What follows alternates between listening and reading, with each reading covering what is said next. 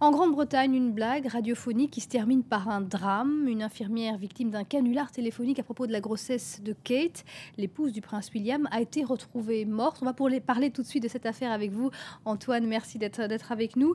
Rappelez-nous d'abord qui est cette femme et ce qui s'est passé. Alors vous l'avez dit, Kate Middleton, donc l'épouse du prince William, a été hospitalisée cette semaine pendant 4 jours. Elle avait des nausées suite au début de sa grossesse qui a été annoncée lundi. Et pendant son séjour, une radio australienne, 2DFM, a voulu faire un canular. Il y a 2 de ses animateurs qui ont appelé l'hôpital en se faisant grossièrement passer pour la reine d'Angleterre et le prince Charles. Et c'est une infirmière qui répond. Elle s'appelle Jacinta Saldana.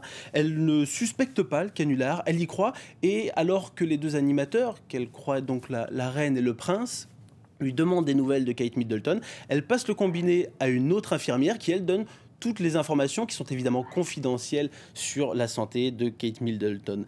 Et donc c'est cette femme, Jacinta Saldana, celle qui avait répondu la première au téléphone, pas celle qui a donné les informations, c'est une précision importante. C'est cette femme qui a été retrouvée morte dans un logement tout près de l'hôpital ce vendredi matin. Donc cette infirmière retrouvée morte. Quelles sont les pistes pour l'instant qui sont évoquées?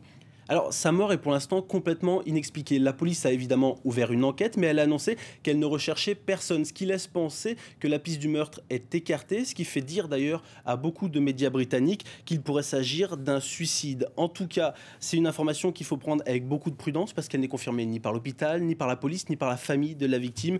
L'affaire, elle fait en tout cas beaucoup de bruit. C'est un choc au Royaume-Uni, mais aussi en Australie. Les réseaux sociaux sont inondés de messages d'indignation.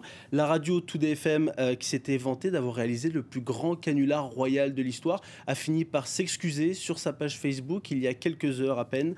Elle a également annoncé que les 2 animateurs sont interdits d'antenne jusqu'à nouvel ordre, en signe de respect, c'est ce qu'elle annonce.